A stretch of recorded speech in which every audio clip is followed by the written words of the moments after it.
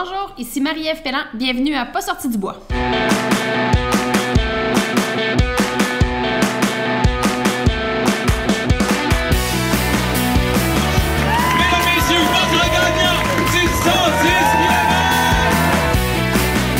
Si tu commences à te sentir bien en courant un ultramarathon, fais-toi-en pas, ça va passer. Grand champion du 125 km! Ouais, ben, on n'est pas sorti du bois, hein?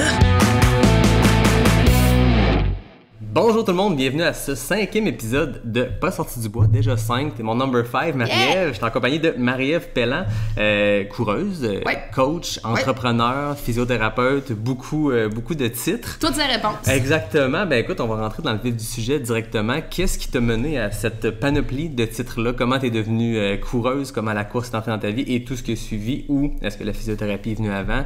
Vas-y, comment tu veux, dans l'ordre que tu veux. En fait, j'ai gradué comme technicienne en réadaptation physique en 2010. J'ai commencé la course en fait en 2011. Fait que comme tout le monde, j'ai commencé la course route. Un classique. C'est ça. J'avais comme objectif cette année-là, je m'étais dit au début de l'année, j'ai commencé à courir l'hiver. OK. Je suis allée chez Sport Expert. Je me suis équipée pour courir l'hiver. Avec mes souliers Nike là, épais. D'avoir 2 pouces d'épais. Ah, OK. Ben, des Oka, mais de Nike. Genre. Puis, j'ai commencé à courir l'hiver. Puis, comme tout bon coureur, ben, j'en ai trop fait. Fait que je me suis blessée. Fait que le défi que je m'étais lancé cette année-là de faire un demi-marathon, ce qui n'était pas nécessairement la bonne chose à faire non plus, ça l'a floppé bien entendu. Fait que j'ai couru un peu, oui, non, puis après ça, je me suis mis à faire du crossfit. Fait que la course a comme un peu pris le bord, puis je m'entraînais plus au gym, puis je m'en contentais. Puis je courais une fois de temps en temps pour dire que je faisais quelque chose finalement. Puis, en fait, en 2013, je crois, les courses à obstacles sont rentrées dans ma vie. Mm-hmm. T'as pas mal le même background. On a le même pense, background. Hein? On est plusieurs, je pense. Je pense que oui. Fait que j'ai commencé à faire des Spartan Race. Puis en fait, je continuais à jumeler CrossFit et course. Puis là, ben, plus que le temps avançait, plus que je me rendais compte que ma faiblesse, c'était la course. Fait que j'ai commencé à plus courir en montagne, puis à me dire que finalement, j'aimais beaucoup mieux courir que de me déchirer les mains. Fait que voilà. C'est ça. Fait que finalement, ben, c'est ça. J'ai fait la transition en 2016 où est-ce que j'ai fait ma première saison complètement en trail. OK. Ouais. C'était quoi ton baptême de vrai trail? Ma première course de en fait, ma première course de trail, je l'ai faite en 2011. OK. Ouais, je me rappelle même plus c'était quoi. C'était à Saint-Adolphe ici, puis c'est ça. Je peux pas quelle croire... distance? Ah, je pense que c'était 5 kilos. OK, un 5 de trail. Mais je peux pas croire qu'après ça, je me suis dit c'est une bonne idée de retourner jouer dans le bois. Ça avait été un fiasco, mais monumental. J'avais mal aux genoux tout de suite en partant, aux 2 genoux. Ça allait pas du tout. Il mouillait assez haut. J'avais pas de souliers de trail. Dans ce temps-là, je portais des lunettes. Depuis, je me suis fait opérer, j'ai réglé le dossier. Mais là, je portais des lunettes, j'avais pas de verre de contact qui mouillait assez haut. Je m'étais dit, je vais partir pas de lunettes. C'est une fille qui fait de l'astigmatisme, pas de lunettes dans un sentier vraiment technique glissant. C'était vraiment pas cool, finalement. Pas de crampons et rien. Zéro fun. Zéro crampon, zéro fun. Un baptême par le feu. Genre. Mais bon, on voit que... C'est ça, ça a 9 ans plus tard, ça a quand même bien été, finalement. Puis, sinon, ma vraie course, ma première, on va dire, vraie course de trail, mon premier baptême, je me suis pas mis facile. Je m'étais inscrite pour le 30 kg de la clinique du coureur. OK, bon.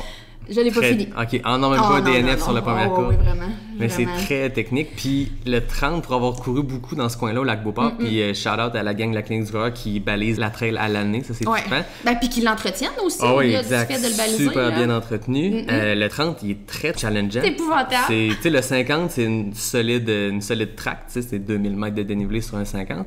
Mais l'ajout entre le 30 et le 50, un peu plus facile, tu sais, dans ce qu'ils font Charlebourg et tout ça. Mais le 30, il est comme brutal de A à Z. Là. Ben, écoute, je suis retournée. En fait, j'ai fait cette course-là, c'est en 2016 qui avait pas bien été. Puis ce parcours-là, je l'avais fait avant. Okay. Mais tu sais, je l'avais fait en entraînement. Mais dans ce temps-là, c'est ça, tu sais, c'était pas...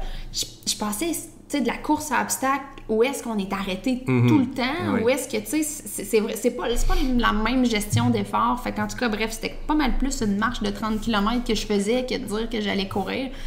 Fait que finalement, c'est ça, ça a pas fait. Ça a vraiment pas fait. Puis, cette année-là, en fait, je m'étais inscrite pour le 80 de l'UTHC. T'as compris que c'est pas arrivé. C'est quand même un 3 mois entre les deux, puis...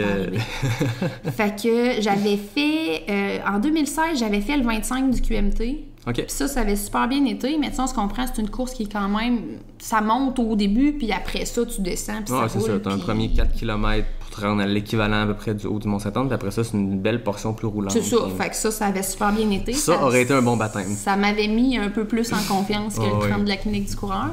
Puis après ça, en fait, cette année-là, c'est l'année qu'on a acheté la maison. Puis dans le fond, on a tout rénové, là, de tout, de haut en bas, de bas en haut. Je tiens à le mentionner, on est ici présentement, puis tu nous accueilles ici, dans ma maison. Dans ta maison à Stoneham, puis c'est super beau. Je peux pas le montrer parce qu'on est en balado. Non, c'est ça. Mais je comprends que ça a été beaucoup de travail, donc... Fait qu'on était un peu à cheval entre... Moi, je venais de graduer, en fait, de ma maîtrise en physio. Okay. En 2015, on a acheté la maison.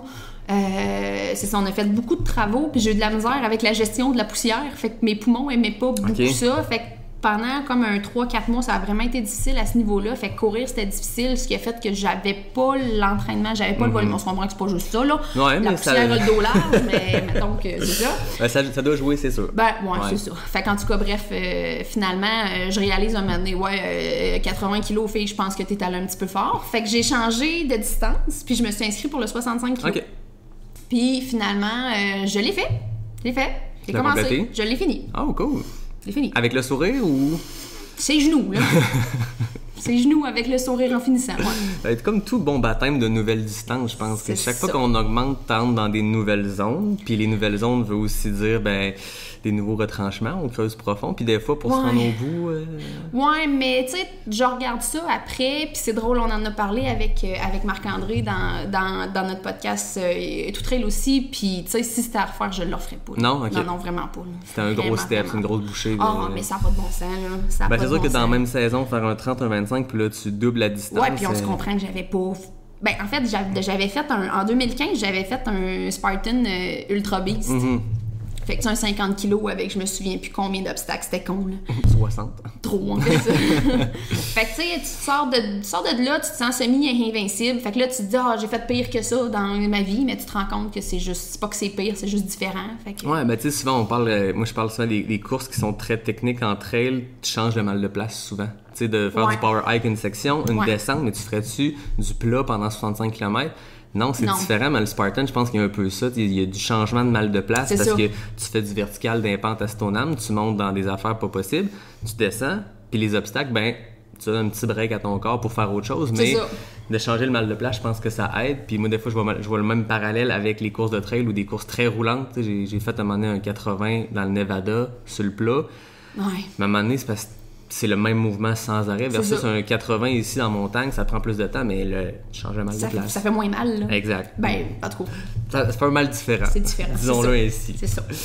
Fait que maintenant, t'es coach, t'entraînes des gens et tout. Là, est-ce que tu donnerais les conseils de ton année 2016 à tes coureurs, coureuses? Oh, oui.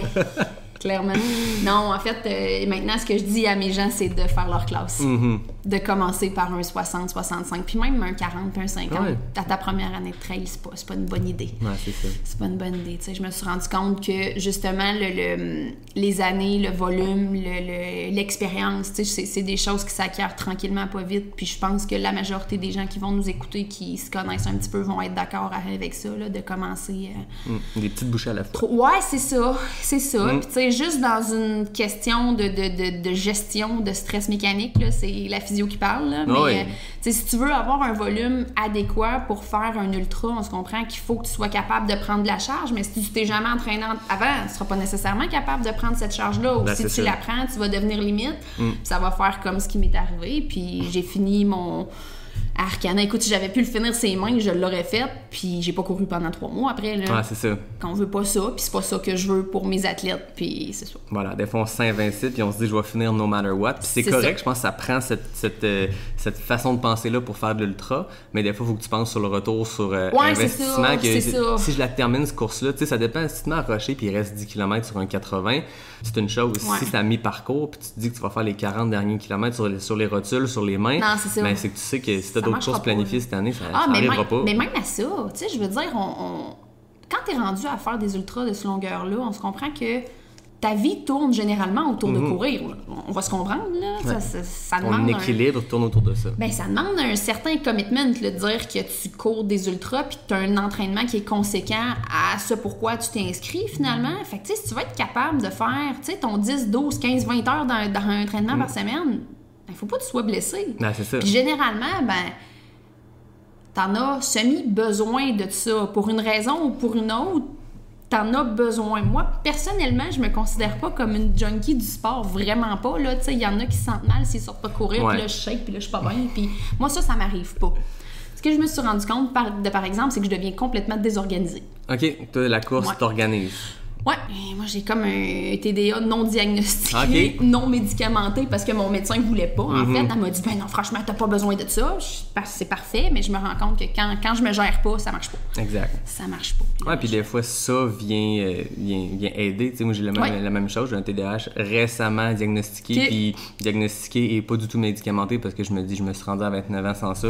Pourquoi? C'est ça, je me Mais dis moi aussi. je le sais, moi, que la course, puis cette semaine, tu sais, j'ai terminé à Ricana la semaine passée. Ouais. J'ai pas couru beaucoup. Probablement pas. Puis je le vois sur plein d'autres impacts, tu sais, au travail, je le vois dans mon énergie, je Ouais. le vois sur mon sommeil. Fait que, au-delà de juste s'entraîner pour faire des courses, s'entraîner pour se sentir bien, parce que c'est cool finir une course puis Ouais, sentir, c'est ça, tu sais, c'est n'importe ça. quelle course de mardi midi, de sentir tes jambes qui ont travaillé, c'est satisfaisant.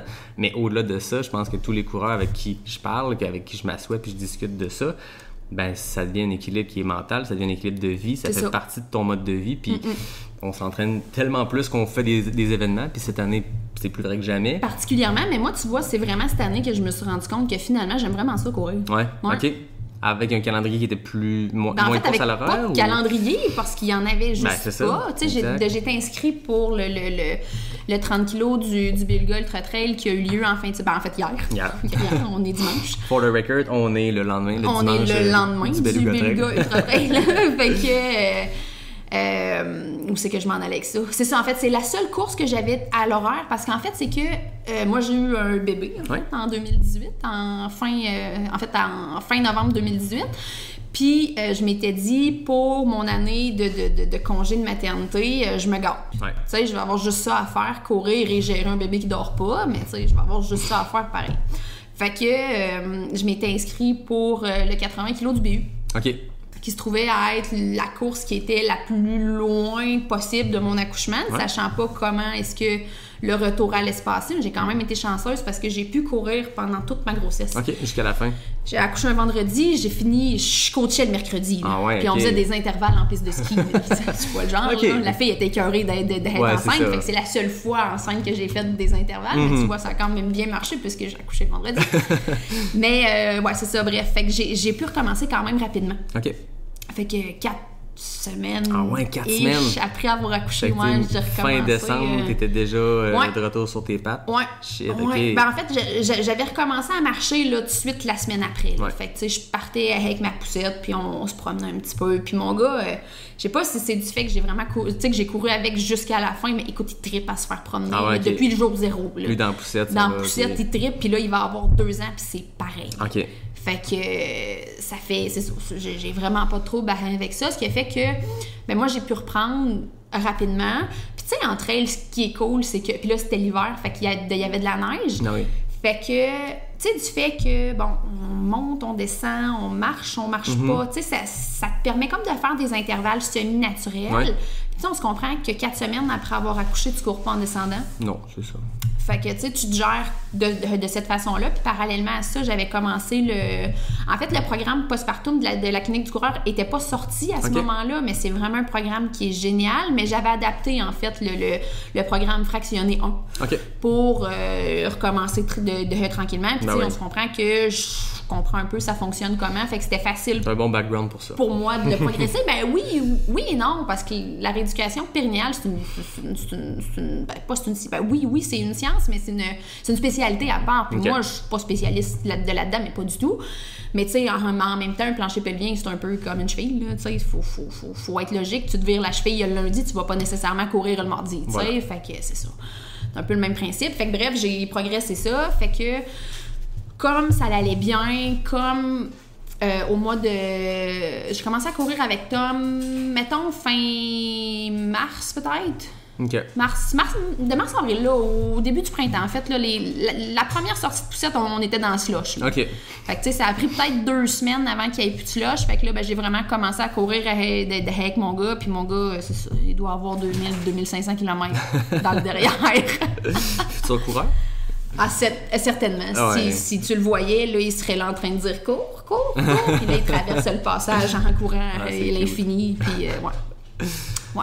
Fait que c'est ça.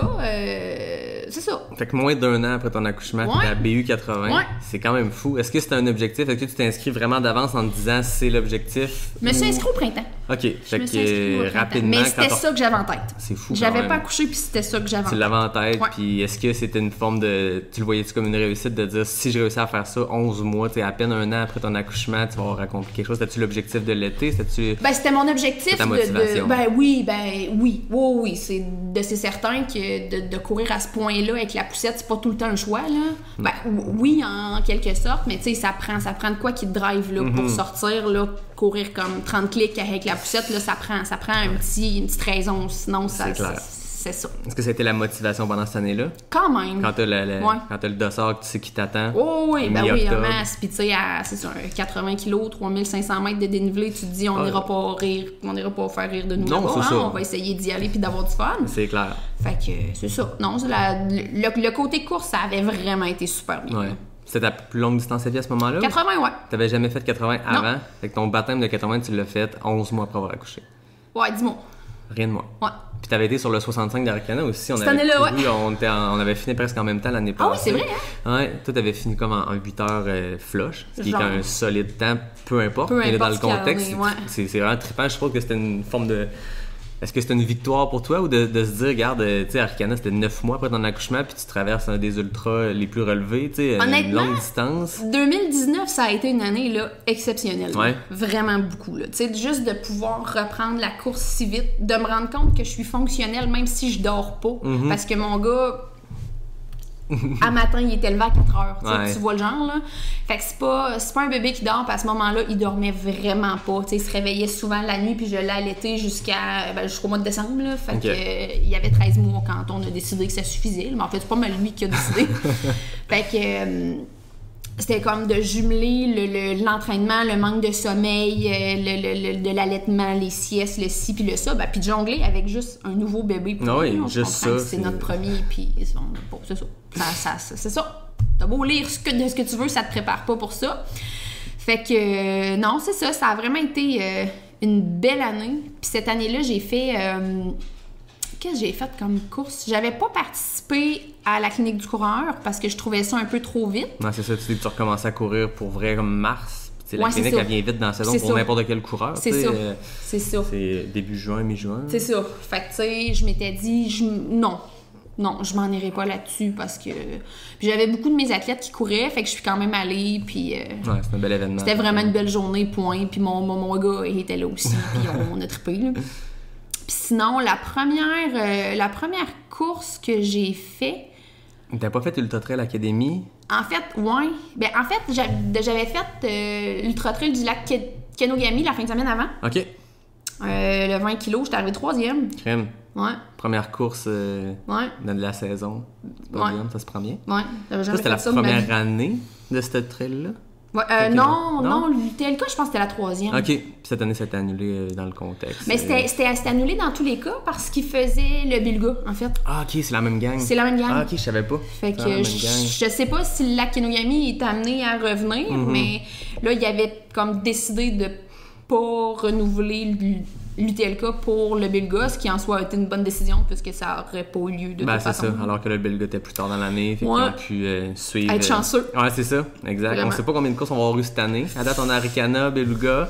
Croisez les doigts pour Bromont, Grand-Duc qui s'en vient, mais on voit le nombre de cas qui augmente en ce moment. Puis je sais pas au moment qu'on va peut-être faire paraître l'épisode, peut-être que tout ça va avoir été annulé ou au contraire, C'est ça ça. va pris le bon bord. Mais Ouais. en ce moment, on se dit Aricana ont été. Tu sais, je me rappelais de Marlène lors du 2e épisode qui elle disait moi, je vais être stressée jusqu'à une semaine et demie après mon événement parce que t'espères pas avoir une éclosion, tu veux pas, tu sais. Puis les mesures étaient sur la grosse coche à Arcana. Puis de ce que j'ai vu, de ce que j'ai lu à propos de Beluga Trail, c'était la même chose. C'était pareil. Comment t'as vécu ta course? Comment ça a été dans ce contexte-là de masques, de purelles et tout ça? Tellement moins pire que ce qu'on s'imaginait. Vraiment. Parce que tu vois, moi, j'avais vu le guide sanitaire pour Arcana, puis je me disais, qu'est-ce que c'est ça? C'est quoi le fun là-dedans? Tu sais, de quoi ça va avoir l'air sur le terrain, puis à quel point ça va être freak, puis... Tu sais, finalement, là, je veux dire, à part de désinfecter les mains quand t'arrives au ravito puis de mettre ton masque, là, ça change. Que dalle, là. Tu sais, au final, tout le monde est dans le même contexte.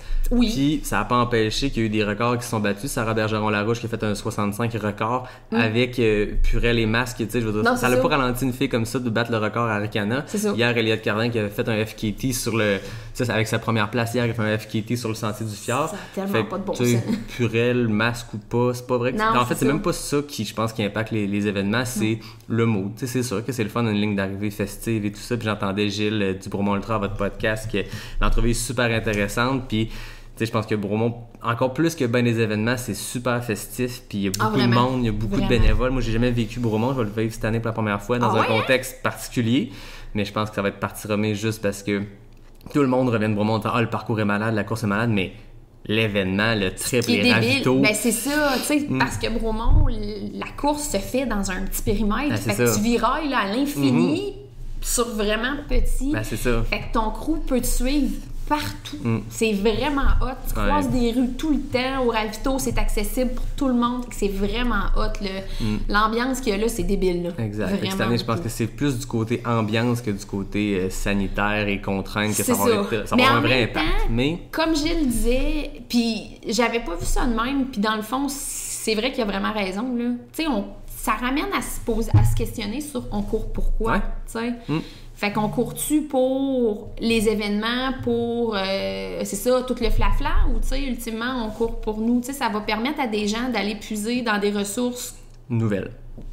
Ben, tu vois, moi, si ça avait pas été de mon crew au BU l'année passée, je peux pas te dire si j'aurais fini. Ah ouais? Ça a vraiment été difficile parce que mon gars, il dormait pas. OK, fait que toi, t'es arrivé là, 40 heures de sommeil. J'étais toasté, là. Tu te préparais pour ton futur 160 qui va te prendre, tu sais. Parce que je pense que c'est la meilleure préparation que tu peux avoir pour 160, c'est la carence de sommeil, mais là, tu l'avais. Non, ben là, c'est parce qu'en fait, c'est que mon gars, toutes les fois qu'il y a du changement dans sa vie, lui, la quarantaine, il a pas trouvé ça drôle, là. Mais à toutes les fois qu'il y a quelque chose qui change, puis là, lui, il rentrait à la garderie. OK. Fait qu'il est rentré à la garderie début septembre. Puis Bromont, c'était mi-octobre. En fait, il est rentré mi-septembre. Fait que, tu sais, c'était vraiment littéralement un mois avant. Ça a comme fait chier 100% de son sommeil. Fait que là, il se réveillait là, aux heures. Puis là, au moment donné, c'était aux 45 minutes. Puis là, c'était quand même vraiment atroce. Puis j'ai un chum qui est extraordinaire parce que lui aussi, il s'est levé beaucoup, mettons, là. Mais ça a été vraiment difficile à ce niveau-là. Ce qui a fait que quand je suis arrivée là, le matin, j'étais cernée jusqu'aux genoux. Commence ta course dans le mood où tu veux pas. Ah non, mais écoute, je sais que ça va arriver à un moment donné dans une course, un mur ou un moment que tu dis, là, je suis toasté. Au 15e kilomètre, j'en avais assez. Ah, c'est ça. Fait que, tu sais, de voir ma gang, mon webpaceur qui a été là à tous les ravitaux, qui me disait, regarde, vas-y, ça va être correct, un pied en avant de l'autre, puis tu fais juste prendre une grande marche dans le bois, puis tu sais, de relativiser, puis de dire, va de ravito en ravito, puis vas-y de cette façon-là. Puis tu sais, j'étais pas proche du quota, faut rien, là, j'étais juste toasté, vraiment. Non, vraiment pas, en fait. Vraiment pas. Au 15e kilo, j'avais zéro fun, puis je lui ai dit, écoute, je pense que je vais rester ici, t'arrives avec toi. Il dit, t'as peu fille. C'est encore de bonheur, mais... Get your shit together, puis va-t'en. C'est un bon apprentissage. Tu sais, souvent, je pense que à parler avec plein de coureurs, c'est souvent quand things go south, comme ils disent en anglais. Tu sais, quand tout va mal, c'est là que t'apprends le plus. Tu sais, une course qui se déroule parfaitement, le feeling est trippant. On s'entend, tu fais ta course, tu te dis, journée parfaite, ça arrive jamais, je te le dis pas. Mais c'est pas là que tu apprends le plus. C'est quand tout va mal, tu te dis, ben, ça me fait une préparation. Toi, tu as vécu un 80 que tu sembles dire horrible. Mais la prochaine fois que tu sais, je veux dire, tu as sûrement fait des apprentissages. La prochaine fois que tu vas faire une longue course, que tout va mal aller, tu te dis, ben, regarde, c'est des feelings que j'ai déjà vécu. Puis, écoute, on va y aller d'un ravito à la fois. Puis, de toute façon, à la longueur des courses qu'on fait, le fameux mur du marathon, ben nous on le vit plusieurs fois dans une course, c'est une montagne russe. C'est ça. Des fois tu te dis, hey, mais j'ai même pas à moitié de fête puis j'ai plus de jambes. Puis 20 km plus tard, ils sont revenus puis comme mieux qu'au début, tu te dis pourquoi. Mais c'est des cycles, puis je pense qu'il faut se rendre dans ces retranchements-là pour faire les apprentissages. Oui, puis je pense pour ça qu'on le fait. Là. Ah ben oui, je effectivement. pense. Quand tu sors de ces creux-là, c'est satisfaisant. Ou tu sais, quand tu fais des courses, puis tu fais de la nuit, puis tu reviens, puis le soleil se lève, il y a quelque chose qui se passe, il y a une énergie qui se passe. Ça doit quand même être trippant. Tu sais, le BU, nous, on était partis. Ben là, toi, tu vas faire quelle je fais le 80, là?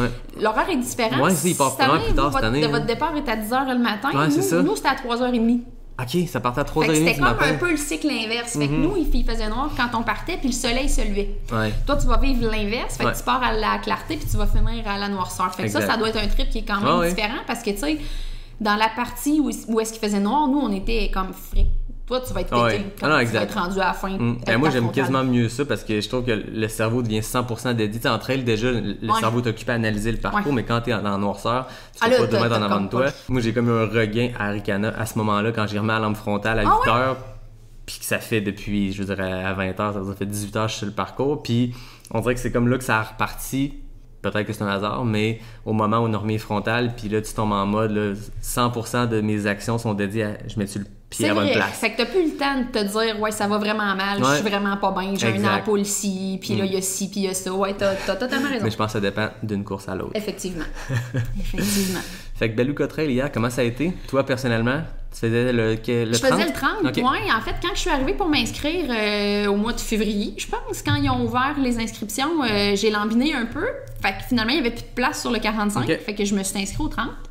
Ne sachant pas trop c'était quoi, puis j'ai des amis dans ce coin-là qui eux l'avaient fait, puis là ils m'avaient dit tu vas voir c'est super technique et tout, puis je me suis rendu compte cette année que je suis rendue lâche. OK.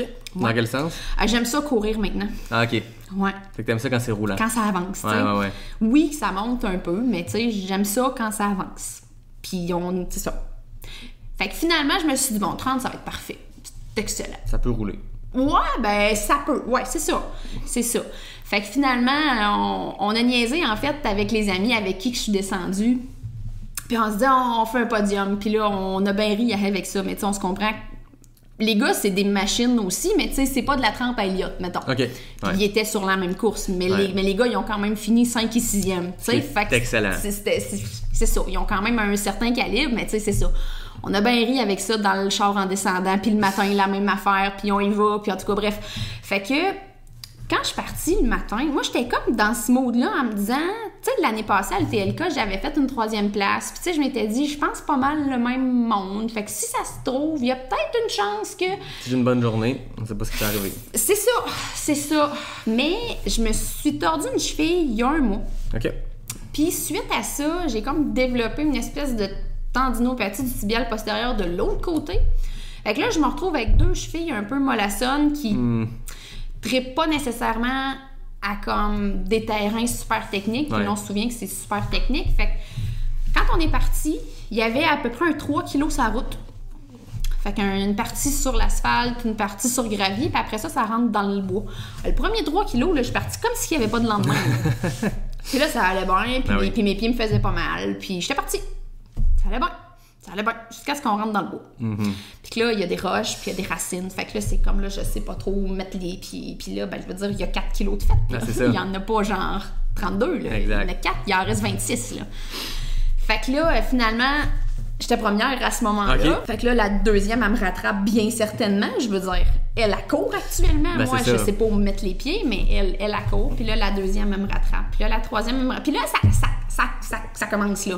Puis là, on est au kilomètre 4, 5, 6, là. Puis là, je suis comme, fuck, sérieux, c'est bien de la merde. À quel point qu'il n'y a pas de fun. Ouais. Fait que pendant, là, un gros, là, tu sais, comme, là, on était quoi? Mettons, kilomètre 6, ouais, à peu près, là, un 4-5 km où je me dis, je pense qu'au ravito du 15, moi, je prends mes clics, mes claques, puis je m'en vais. Non, moi, tu vois, le 15e kilomètre, c'est toujours charnière. Ah, c'est ça, toi, c'est là qui est ton mur, 15e kilomètre. 15e kilomètre, c'est ça. Mais finalement, tu sais, là, je suis revenue à moi, là, puis je me suis dit, là, fille, tu m'arrêtes ça, là, ça n'a pas de bon sens. Puis pour de vrai, là, ça, c'est le genre d'affaires que je serais vraiment curieuse de parler avec, tu sais, des élites, là. Ah, oui. Puis de voir comment est-ce qu'eux, ils gèrent ça, parce qu'honnêtement, moi, j'ai pas géré, puis je trouve... J'avais pas de fun, en fait. Fait que je me disais, là, à quel point que...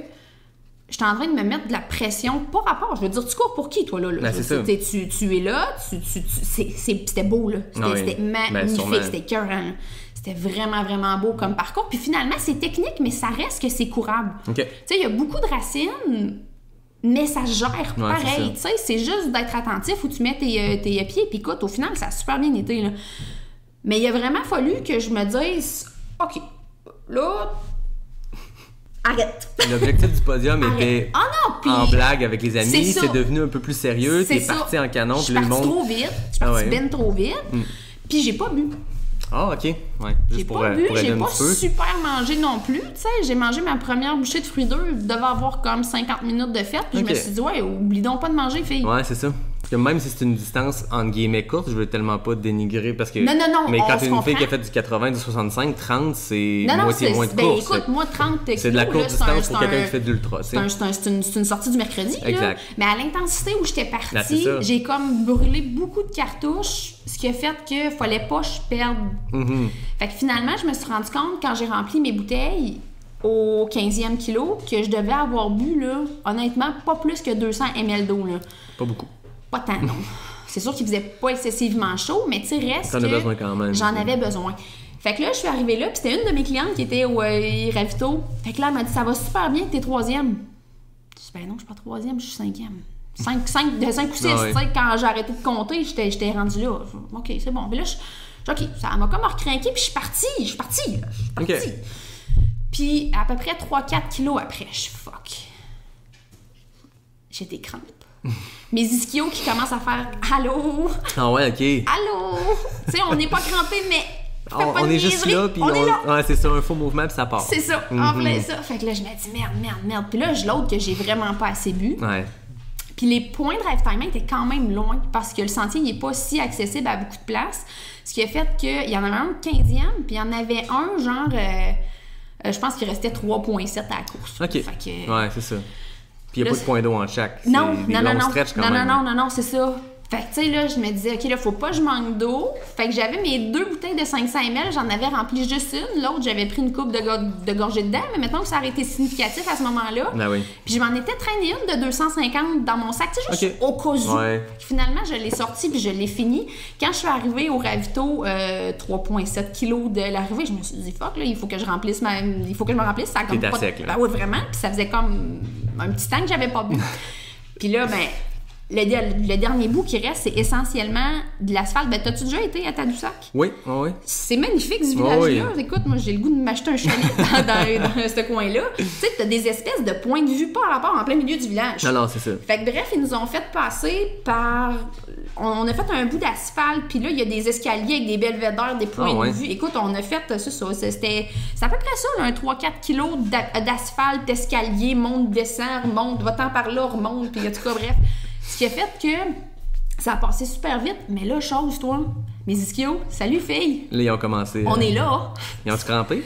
Écoute, j'ai fini, là. Mais, tu sais, il y avait du monde pareil. Tu sais, c'était des touristes, c'était pas nécessairement comme des spectateurs pour la course. Et oui, il y avait des familles de coureurs et tout, mais, tu sais, c'était tout sur le long de la route. Cette espèce d'énergie-là épouvantable. C'est comme, mais là, même si je suis crampée, je peux pas. Fait que finalement, ils se sont quand même tués, encore en montant les escaliers. OK.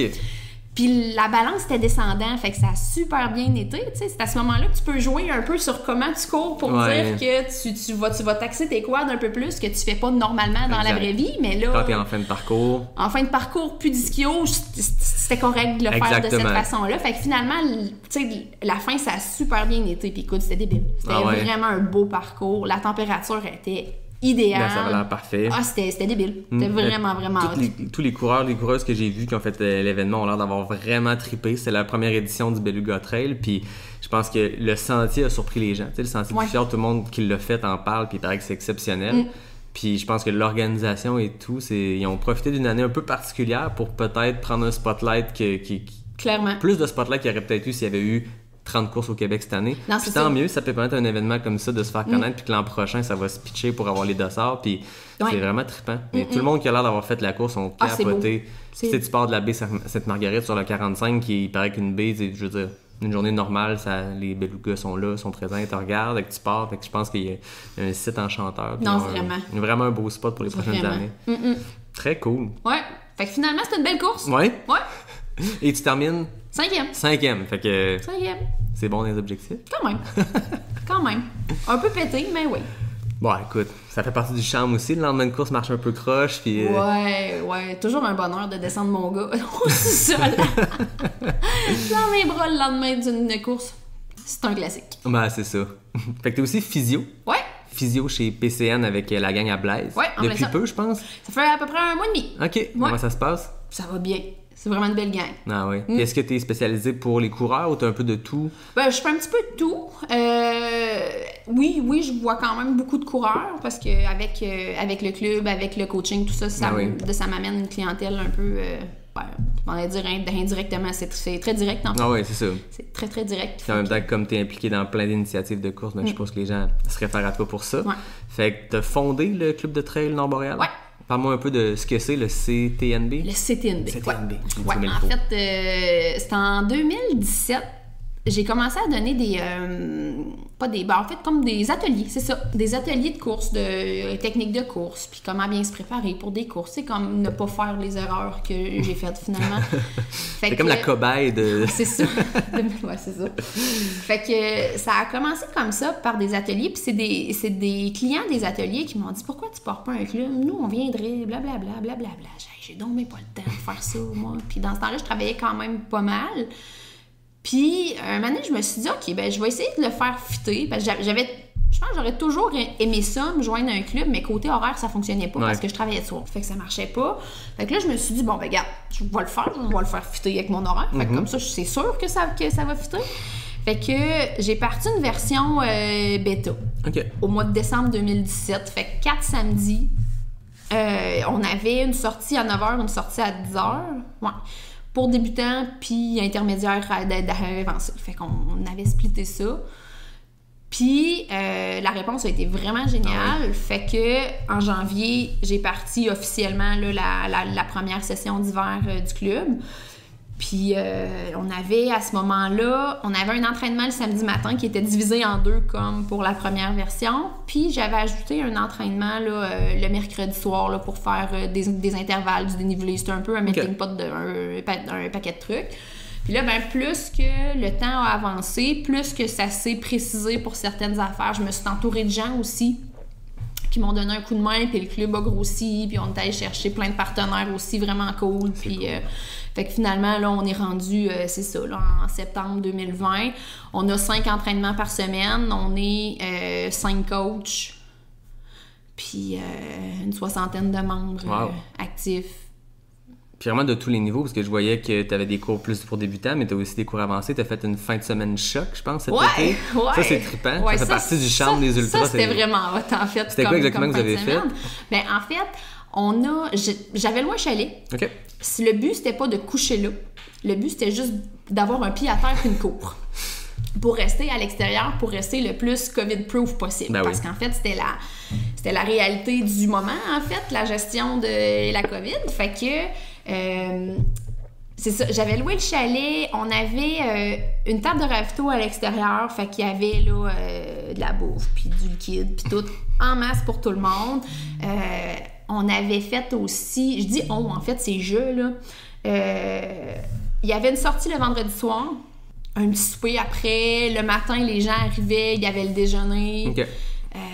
On avait Alistair Gardner de Exact Nutrition qui est descendu, il nous a fait une petite conférence, puis il y a un de mes partenaires, Glenn Lausier, qui est venu aussi pour parler à la gang, fait que le temps que le monde il déjeune, il se prépare tout ça, puis on était parti pour la 2e édition en fait du 12 heures du CTNB. Okay. L'année passée, on avait tenté ça avait été de semi-flop en fait parce que ça avait été assez organisé de façon fling-flang, mais ça avait quand même été trippant. Là. On était une quarantaine cette journée-là l'année passée. Là. Fait que quarantaine de personnes qui s'en vont 12 heures dans le bois. Ouais, on se comprend qu'il y a personne qui a fait 12 heures. Okay. Là. Fait que c'était chacun, il va à son rythme, chacun fait ce qu'il veut, puis à ce moment-là, ben c'est ça, tu mets tes affaires dans ton coffre de char, puis quand t'es tanné, tu t'en vas. Ah ouais.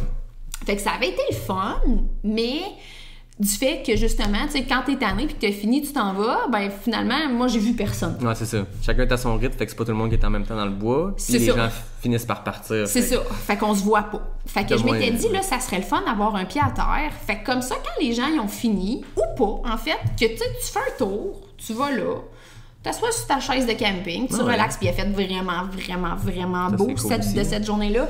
Fait que, tu sais, le monde sont restés, tu sais, ils ont dîné, on avait un dîner de fourni, fait que le monde a dîné, il y avait un spa aussi. C'est cool pour la récupération. C'était comme pas plate. Il y a pire. Ah, c'était vraiment trippant. Puis il y avait un des gars du club, Eric, qui coach aussi. Lui, il s'entraîne pour le backyard à Rivière-du-Loup la semaine prochaine. Ouais. Fait que, dans le fond, lui, il s'était monté un parcours parce qu'à ce moment-là, en fait, ça devait encore être en trail. Ouais. Fait que c'est un parcours avec pas beaucoup de dénivelé. Fait qu'il s'était trouvé une façon de comme courir un 6,7 km, une loupe de 6,7 kg qui faisait une fois par heure pendant 12 heures. Ok, avec lui, il s'est vraiment mis en mode fait backyard. Que lui, il s'est mis en mode cool. backyard toute la journée. Fait que, tu sais, il y a plein de monde qui sont allés avec à certains moments. Puis, chacun est allé avec son objectif. Ben, c'est ça. C'est cool. Puis, on avait 3 parcours différents. On a fait ça à la station de ski à Stoneham. Fait qu'il y avait la boucle aérique de 6,7. Il y avait la boucle de la station là, de 8,5. Plus une boucle dans le Hibou Nord. OK. Qui s'en va vers le parc de la Jacques-Cartier. Il est quand même praticable sur une certaine portion. Ouais. Fait qu'on faisait ça, puis on venait par la piste de ski. Fait que ça donnait 3 parcours qui étaient différents et intéressants quand même. Fait que chacun faisait ce qu'il voulait, pouvait faire une loupe, tu prends 1 heure de break, tu repars après. Ce qui a fait qu'il y a des gens qui ont fait des distances épouvantables cette journée-là, qui n'avaient jamais fait ça. Ben, c'est cool. Genre jamais de la vie, là. Je pense à ma coach Rox, qui, elle, à ce moment-là, son bonhomme, il avait 5 mois, a fait 50 kilos. Ça va bien? Ça a bien été. Mais je pense que c'est le succès, ce genre d'événement-là aussi, c'est que chacun va à son rythme. Puis, on le dit souvent en trail, en ultra, la clé, c'est d'être longtemps sur ses jambes. Ouais. C'est pas tout le temps d'être en mouvement. Non, c'est ça. Des fois, tu fais un événement de 12 heures, tu te dis, je vais faire une fin de semaine choc, 12 heures. C'est pas d'être 12 heures à 4,50 kg dans le piton. Ben non, c'est ça. C'est d'arrêter, mais c'est d'être actif pendant 12 heures. Tu t'arrêtes, tu manges, tu t'assois. Puis je suppose que c'est ce qui fait le succès d'un week-end choc comme ça, c'est que tout le monde va à son rythme. Puis quelqu'un qui finalement a pas l'entraînement pour faire 12 heures en ligne, mais fait un 6 heures total sur une période de 12 avec des breaks à droite, à gauche. C'est ça. Ben, ça change le mal de place. Puis c'est là que tu fais des longues distances. Ça donne des affaires vraiment très très hautes. Ben oui. Fait que le soir, on s'était fait un souper chili. Ah, c'est cool. Fait que tout le monde assis dehors, on a jasé, puis c'était vraiment trippant. Puis le lendemain, ça n'a pas été totalement ce qui avait été planifié parce que les gens s'étaient donné comme pas possible le samedi. Fait que finalement, moi, je voulais faire une sortie d'à peu près 2 heures avec beaucoup de dénivelé. Fait que pas beaucoup de kilos, mais beaucoup de dénivelé. Finalement, il y avait beaucoup trop de jambes cassées. Ben, c'est ça. Cette journée-là. Fait qu'on a monté, en fait, la station par le chemin d'accès. On a jasé un peu, rendu en haut, puis on est redescendu, puis on a mangé des Mr. Freeze. Bon, ça a comme été ça le dimanche. Ça rend ça sympathique. La conclusion de la chose. Mais c'était vraiment le fun. C'était vraiment un beau week-end. Ah, c'est cool. Fait que c'est quoi vous allez refaire avec... Certainement. Ouais. Certainement. Fait que tu coaches beaucoup de gens. Je sais que tu es très impliqué aussi, que tu assistes aux courses de ta gang. Des fois, je vois ça passer. Tu encourages ta gang. Je pense que tu t'en vas pacer quelqu'un à Bromont dans 3 semaines. Ouais. Toi, mettons, qu'est-ce qui est le plus satisfaisant pour toi? Est-ce que c'est de prendre quelqu'un puis de le voir traverser une ligne d'arrivée, tu sais que l'effort que la personne a mis puis tu coaches depuis des mois, des années, ou c'est quand toi tu traverses? Est-ce que c'est différent? Comment tu le feels? C'est tellement un trip différent. Ouais. C'est vraiment un trip différent. Puis je me posais la question tantôt avant que tu me la poses parce que je me doutais que tu me la poserais. Puis sérieux, je le sais pas, c'est quoi qui est le plus trillant? T'sais, 2 choses différentes. Ouais, vraiment. Tu sais, c'est une satisfaction, en fait, de dire, ben, je commence, je finis, je me rends du point A au point B, puis là, je suis contente. Mais on dirait que le côté voir une autre personne réussir après l'avoir vu bûcher, c'est comme une satisfaction qui est complètement différente. Puis là, ben, c'est quelque chose qui est partagé. Fait qu'on dirait que ça comme décuple un peu le fun puis la fierté, en fait, tu sais. De voir tous ces gens-là qui réussissent des affaires qu'ils n'auraient pas nécessairement cru possible. Tu vois, à Arcana, de la semaine passée, je suis allée, puis, tu sais, j'ai de mes athlètes que pas longtemps avant, ils étaient au bureau en physio, puis là, je peux pas, oui, non, on le fait pas, on va faire ce qu'il faut pour s'y rendre, mais... Tu sais, on le sait pas, tu sais, puis finalement, ils finissent, ils ont le sourire fendu jusqu'aux oreilles, puis...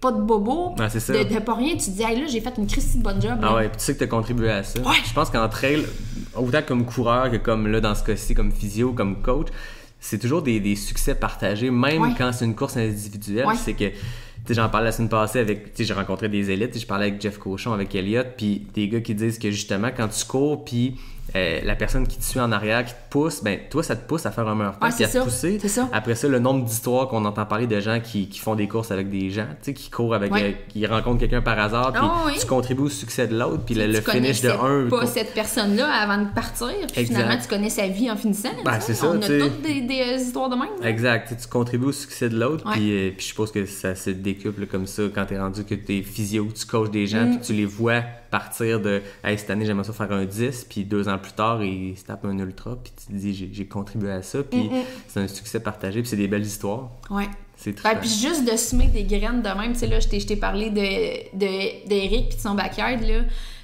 La première fois que j'ai rencontré Éric, on a parlé de course ensemble. Lui, il courait sur route, puis j'ai dit « Mais pourquoi tu viens pas essayer en un trail? » Puis il m'a dit « Voyons, t'es malade. Tu vas me péter les chevilles, ça n'a pas de bon sens. » Puis l'année d'après, il faisait son premier 50. Ça n'a pas été long? Non, vraiment pas. Mais tu sais, Éric, c'est une graine d'athlète. Tu sais, il y en a qui l'ont, un petit peu moins. Mais tu sais, lui, il l'a. Mais tu sais, quand tu connais le gars, puis tu sais un peu de où est-ce qu'il vient, tu te dis c'est malade que ce gars-là fasse ça aujourd'hui. Là, c'est vraiment, vraiment comme... Il s'est repris en main. T'es hot, là. C'est vraiment, vraiment hot. Puis tu sais, de me dire, moi, que ce qu'il fait là, le gars qu'il est devenu, parce que c'est un peu ça, là. Ah oui. C'est pas dire que nos vies tournent autour des ultras, mais tu sais, ça façonne quand même, je pense, les personnes qu'on devient, puis comment on voit la vie, puis comme... Pas notre personnalité, mais tu sais, nos valeurs. Puis tu sais, je trouve que ça impacte quand même beaucoup de choses. Puis tu te dis, ben je le regarde aujourd'hui... Et moi, j'ai planté une graine, là, on se comprend. Oui. Là, je lui ai pas dit tu le fais avec un couteau sur la gorge. Là. Non, mais j'ai semé cette graine-là, puis je le regarde, puis la semaine prochaine, qu'il va faire un backyard, puis son objectif, c'est 160 kilos. Ben, il va y arriver, là. Ah, c'est ça. Il va y arriver. Ah, tu transmets une passion, puis je pense que ce qui regroupe les gens dans la communauté de trail, notre belle communauté qu'on a, oui, il y a la course nécessairement, mais c'est la passion. J'ai l'impression que tout le monde est passionné. Puis tu jases avec les gens, tu fais une course avec quelqu'un, tu rencontres du monde. Le monde sont passionnés de leur job, sont passionnés, tu sais, c'est des gens intenses. Puis je pense que ça prend ça pour partir dans le bois pendant 30 heures, pendant 20 heures, peu importe. Certainement. Puis même pendant 2 heures. Ah oui, exactement. Parce que tu sais, à chacun son ultra. Moi, c'est souvent ça que je dis. Je trouve que ultra, c'est des chiffres. Moi, dans la majorité de ma gang au club, ils courent pas d'ultra, là. Mais tu sais, de voir ma Chantal qui s'était inscrite pour le 28 kg d'Arcana, là, qui a pas eu lieu, là, on se comprend, mais de l'avoir vu bûcher tout l'été pour s'entraîner pour ça vaut nettement plus cher que moi qui fais un 65. Là. Ouais. Vraiment, là. Parce que tu sais d'où elle part, puis tu sais les efforts qu'elle a mis, puis c'est ça, comme tu dis, chaque personne a son ultra idéal ou son espèce de... Son step que tu sais que tu passes à un autre niveau, que ça soit un 28, que ça soit un 35, que ça soit un 10 12, ou un 200 mètres, whatever. C'est ça, à chacun son ultra. Puis moi, je trouve ça super important. Puis au club, c'est ça que j'essaye de véhiculer, qu'il n'y a pas de petite distance. Tellement pas. Tu cours pas juste un 10.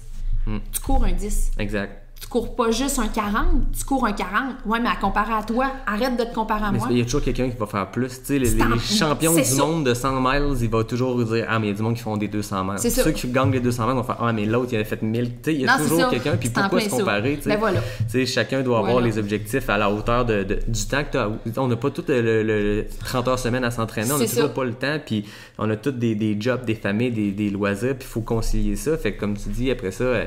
Chacun son objectif. Puis quand tu as le temps, tant mieux si tu veux pousser plus. Mais des fois, il y a des limites aussi qui vont au-delà de juste le physique. T'sais, moi, je connais des coureurs qui voudraient faire du 80, du 100 miles, mais à un moment donné, l'estomac lâche tout le temps. Mais tant qu'à faire du DNF par-dessus DNF, parce que... puis à vomir ta vie à toutes les fins de semaine. C'est quoi le fun là-dedans? Exact. T'sais, si finalement, tu es à l'aise dans le 50, puis... c'est ça ton objectif, puis t'es à l'aise dans cette distance-là, mais arrête de penser au 100K. Exact. Réinscris-toi à une course que t'as déjà fait, puis essaie de battre ton propre temps. Puis on est tous en compétition à peu près juste contre nous-mêmes.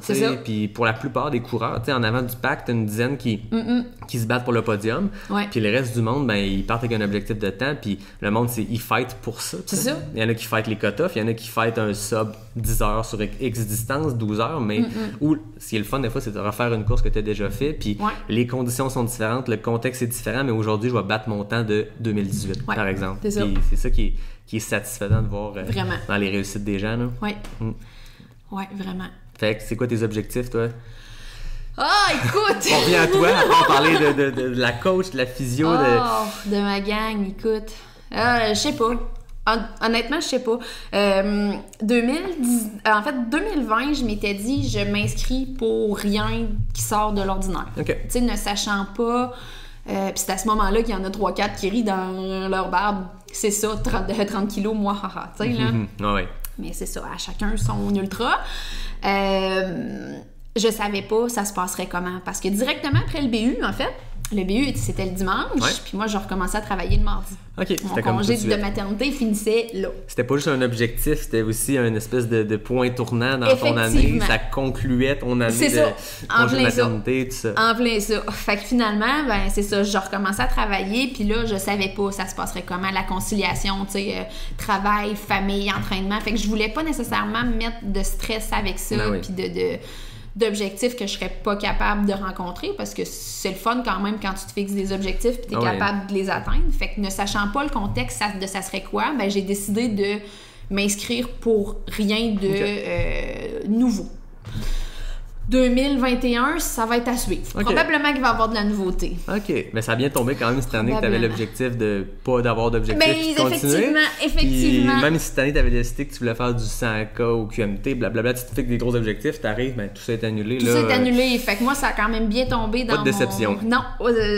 En fait, ma plus grande déception de 2020, c'est que mon gars n'aura pas couru son 300 mètres au Trail de la clinique du coureur.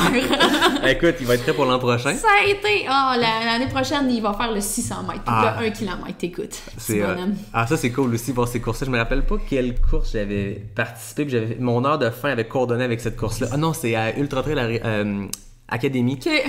J'ai comme fini mon 47 en même temps que le derrière du pack des jeunes qui faisaient le 1 km. C'était le meilleur arrivé que j'ai fait. Moi, j'étais un peu pété. Il faisait chaud cette journée-là, puis j'ai pas eu de fun tant que ça. Puis là, tu finis, puis tu cours à travers des jeunes qui, eux, sont sur leur 1K, puis sont dans le piton. C'est aussi ça! Ça a comme donné de l'énergie, puis c'était trippant à voir, puis c'était tout le temps satisfaisant de voir ces courses-là. Puis, vraiment. Fait que ça aura été ça. Ma seule déception de 2020 aura été ça. Mais 2021, c'est ça. Je veux pas me mettre de pression avec ça, mais ça se pourrait que je marche dans tes souliers, là. Oh, OK. Intéressant. Ouais. À suivre, là. À suivre, là. Mais ouais, c'est ça que j'aimerais. C'est cool. Puis 2020, ben, on en parlait, c'était une année de COVID et tout. Puis tu me donnes l'impression d'être une entrepreneur, une coach qui voit pas de problème, qui voit juste des solutions. Puis t'as parti tout trail. Ouais. J'aimerais ça comprendre un peu comment c'est venu cette idée-là avec ton partner Marc-André Paillé. Puis c'est des cours virtuels, c'est ça? Ouais, ben en fait, c'est que tout trail, à la base, c'était des retraites de course en sentier. OK. Fait que ça fait 3 ans qu'on organise ça. Dans le fond, on loue un chalet, puis c'est comme une fin de semaine où on court, on enseigne différentes affaires, on échange, on jase avec la gang qui sont là. C'est vraiment des belles fins de semaine. Fait qu'on a parti ça. Puis mon chum, en fait, qui a une plateforme qui s'appelle Didac, qui est une plateforme de cours en ligne. Okay. Il m'avait parlé de ça, tu sais, ça fait quand même plusieurs années, puis il m'a dit, tu devrais le faire. Tu sais, une école de course en ligne, tout ça, mais moi, j'ai pas le temps de faire ça, là. Puis finalement, COVID. COVID, chômage. Un peu plus de temps. Un peu plus de temps, un enfant à temps plein à la maison, mais écoute... Marc-André aussi s'est ramassé à avoir beaucoup de temps parce que ça aussi, c'en a un autre qui est occupé pas mal. Fait que on s'est dit, OK, go, on le fait. Okay. Fait qu'on a monté notre première formation, comment débuter la course à pied, parce que si on se remet en contexte du printemps 2020, où la seule affaire qu'on peut faire, c'est de sortir dehors. Des sports individuels dehors. Des sports individuels dehors. Donc, probablement course à pied, parce que si t'avais pas de vélo à ce moment-là, t'étais foutu, tu pouvais pas aller en acheter. Tu peux pas en trouver un anyway.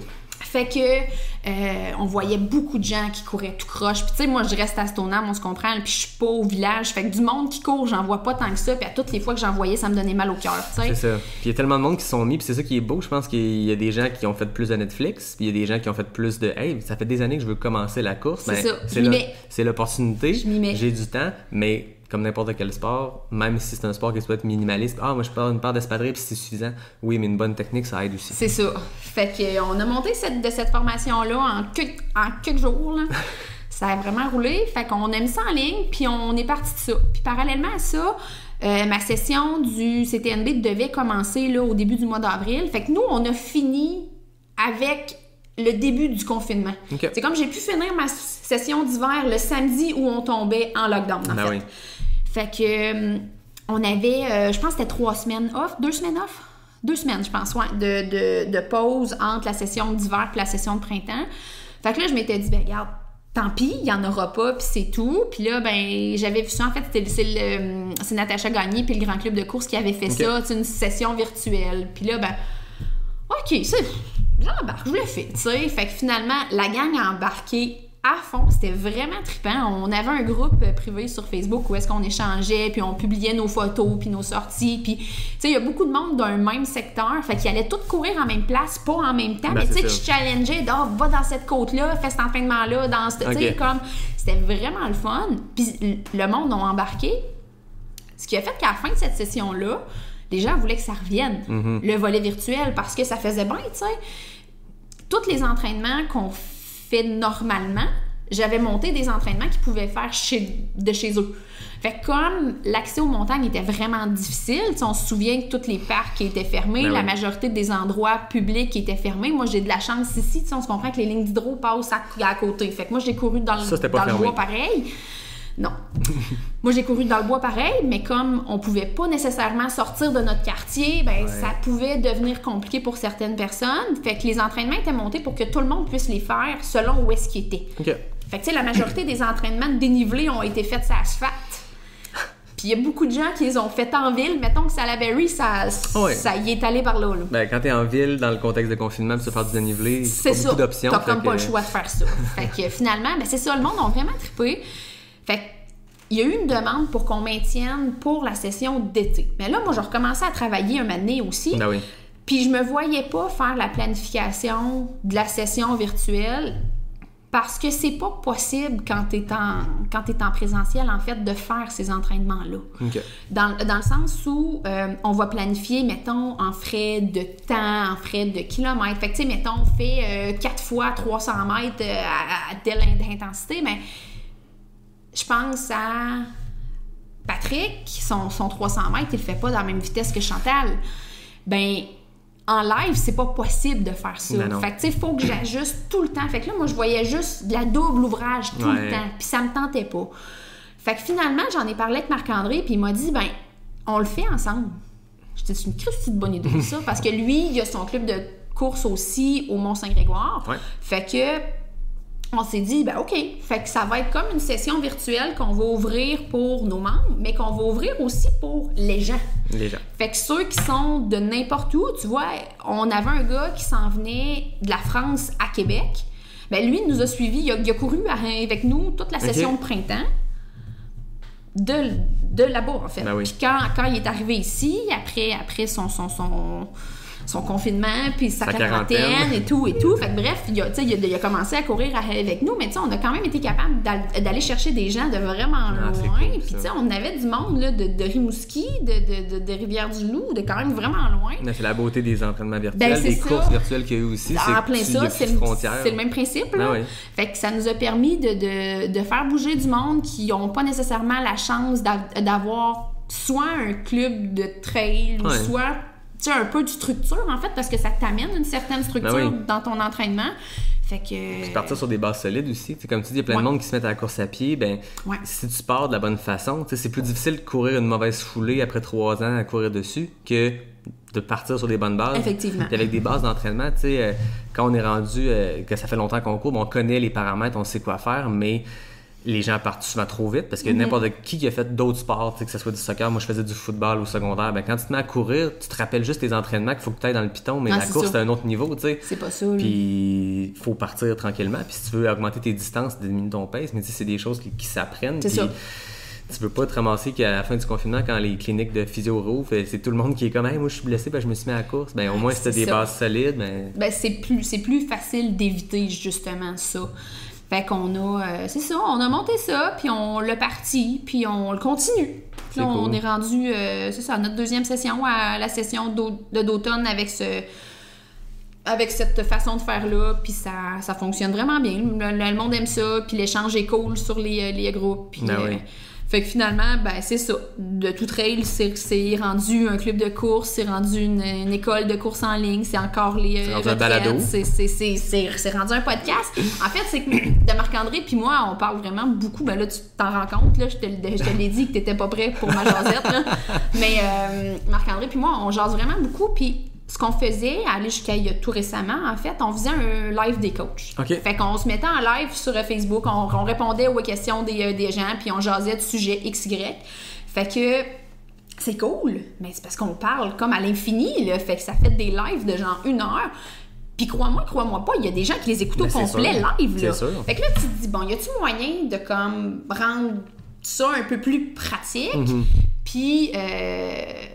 on a vu ça aller un peu, tu sais, c'est Simon-Pierre Leblanc qui avait parti son podcast pendant le lockdown. Après ça, il y avait, le podcast à Pierre-Luc. Ultralala podcast. En plein ça. Puis là, toi, tu vois, t'as sorti le tien la semaine où j'ai dit à Marc-André, on enregistre. Ah, timing.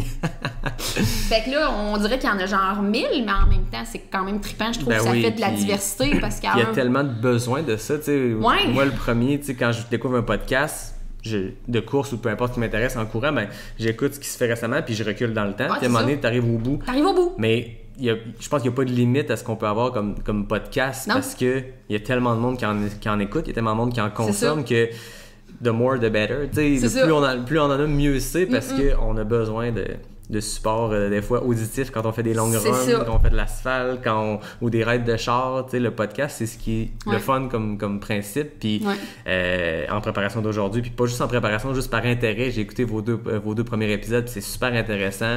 Puis c'est le fun, cette belle variété-là de balado. Puis au final, on veut juste entendre parler de trail. Puis si on peut pas se voir parce qu'il y a plus de lockdown, parce qu'on est en quarantaine, parce qu'on est en mode de pandémie, ben on a moins d'occasion de se rencontrer. Ce qui est le fun des événements de trail, c'est que tu au fait de l'arrivée. Là, on a moins ça cette année. Mais au moins, on peut s'écouter, en parler, puis créer des rencontres. C'est en plein ça. C'est en plein ça. Puis on est content, puis on aime ça, puis c'est trippant. Là. Exact. Ouais. C'est très cool, ça. Fait que c'est ça. C'est ça, tout trail. Ben oui. Écoute, on a fait le tour de tous tes milliers de projets, puis je suis certain qu'il y en a d'autres qui se trament. Pour l'instant, on tient un bon ça niveau. De même. Oui, c'est ça. C'est ça. On pourrait faire rentrer mon chum qui est à l'extérieur avec le petit, là, puis on pourrait... C'est ça. Et puis il pourrait dire, ouais, ça va être assez. Ouais, c'est ça. Mais non, mais je dis ça, c'est pas vrai, tu vois, je viens de m'acheter un vélo. Ah, ben voilà. Moi, je viens de mettre ça dans ma vie. C'est parfait, ça. Un peu de cross-training parce que trop de kilométrage, des fois, dans des périodes un peu de... Ben, tu parlais de tes chevilles et tout. Je suppose que le vélo, ça peut faire du bien de... Oui, effectivement. Puis en fait, l'idée du vélo, c'est surtout de m'en servir pour aller travailler. OK. Ouais, fait que comme ça, ben... Ça te fait combien d'ici à PCM? D'ici à là-bas, c'était 20-21 km. OK. Fait qu'à la course, aller-retour, c'est un peu tannant, mais en vélo... Ça commence à faire beaucoup. Mais en vélo, ça se gère mieux. Ben fait que je me dis, c'est quand même un certain... tu sais, c'est une charge d'entraînement qui s'ajoute au reste. Fait que comme ça, ben il y a moyen de limiter un peu la course pour... Ah ouais. Tu sais, c'est ça pour ces objectifs 2021. Ah, voilà, on a entendu parler. Voilà. Avant de terminer, moi, je sais pas si tu as écouté mes autres épisodes, mais j'ai toujours mes questions éclairs, qui depuis peu, c'est les questions éclairs NAC. Les questions, oui! Oui, j'ai NAC qui a embarqué là-dedans, Nicolas Dan, la gang de NAC ont embarqué.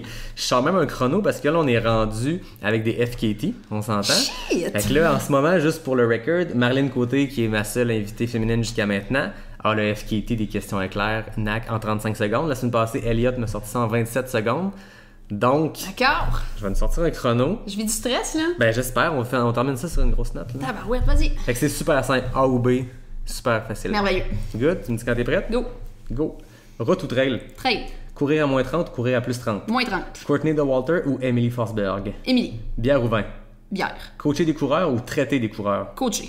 Espadrille minimaliste ou maximaliste? Minimaliste. Question NAC. Poudre protéinée ou barre protéinée? Poudre. THC ou Bromont Ultra? Ah, c'est pas correct ça! J'ai bu. Monter la montagne, descendre la montagne? Monter. Boucle de la station ou Mont Wright? Mont Wright. 25 secondes. Yes! On a un nouveau record, mesdames, messieurs. FKT féminin et masculin. Yes! 25 secondes, très solide. Yes! Hey, avec une hésitation marquée. Ben oui, quand même, mais ça, c'est pas facile, ça. Non, la pause, ça fait une couple de non. fois parce que, à date, j'ai lancé ça, le balado, dans la foulée de l'UTHC. Fait que j'ai des coureurs qui ont fait les deux. Mais tu sais, t'as un Elliot qui a super bien performé à Ricana, mais qui vient de Bromont. T'as Jeff qui a gagné toutes ses courses un peu partout. Mais ouais. Fait que c'est quoi qui ressort, finalement? Ben, à date, je pense que À la défense de Bromont, c'est que Arikana était très proche. Tu sais, quand j'ai parlé à Elliott, à Jeff, on était le lendemain de la course, avec le monde l'ont en tête, mais je pense que je reposerai la question dans 3 semaines, puis tout le monde va comme, hey, Bromont vient de le faire, puis c'est trippant. Ouais, non, c'est ça, mais c'est 2 courses tellement différentes. Ben, c'est ça. Dans un contexte vraiment différent. Puis comme je te disais tantôt, pour la proximité du pit crew, je trouve que le BU il gagne un peu à ce niveau-là, mais c'est sûr que, tu sais, pour la paix, c'est le THC. Exact. Mais tu sais, on les met en opposition pour le fun des questions éclairs, mais c'est tellement un domaine où il n'y a pas ça, tu sais. Je trouvais ça tellement beau à Arikana d'avoir le ravito Bromont, le ravito Intel, puis cette collaboration entre les courses, puis je voyais que l'organisatrice, la directrice de Beluga disait que c'est un peu Marlene qui a été sa mentor, fait que c'était une belle collaboration entre Beluga Trail et Arikana. On les met en opposition juste pour le plaisir juste pour le plaisir de mais gagner. On sait que... Ah, c'est ça, 25 secondes, très solide. Merci beaucoup. Ça fait plaisir. Ça a été un plaisir de te recevoir toi. au balado, mais merci à toi de nous avoir accueillis ici. Ben merci, on refait ça très bientôt pour le podcast Tout Trail. C'est quand tu veux. Certainement. J'en profite pour terminer avec mes petits remerciements habituels. David Hébert pour le design graphique, Fred Desroches pour le thème musical. Puis merci à tout le monde. J'ai reçu beaucoup je l'ai dit la semaine passée, mais j'ai reçu beaucoup de messages. Puis les gens suivent les épisodes, les gens les écoutent, les gens me proposent des noms, me proposent des sujets. Fait que c'est vraiment trippant. Puis le but, c'est un peu ça d'avoir un dialogue, de recevoir. Là, on a parlé beaucoup de courses finalement, mais j'aurais aimé qu'on parle un peu plus de physio, de prévention des blessures. On aura peut-être l'occasion. On en reparlera. Le but, c'est de partir puis faire ça sur le long terme. Peut-être pas sortir un épisode chaque semaine. Là, je suis sur une bonne lancée. Oui, mais effectivement. C'est juste le début, puis je travaille à travers ça, je cours à travers ça. Mais c'est pour le long terme, tout ça. Puis j'aurai l'occasion de recevoir à nouveau peut-être Marie-Ève Pelland pour parler de physio, de prévention de blessures. On parlera de ça avec plaisir. Super. Fait un gros merci, puis merci tout le monde. À très bientôt pour le prochain épisode de Pas sorti du bois, le podcast 100% trail. Yeah!